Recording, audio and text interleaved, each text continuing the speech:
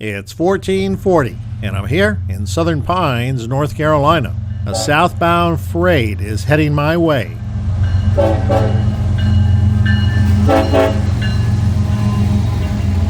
Led by engine 1851, which sports a heritage paint scheme honoring the old Nashville, Chattanooga, and St. Louis Railway, which was one of the many rail companies that eventually became what we now know to be CSX, followed by engine 3309 running in reverse. They're pulling 44 cars, a light load for the two engines, particularly since it looks like most are empties, likely heading for the hump yard 20 miles south in Hamlet, North Carolina.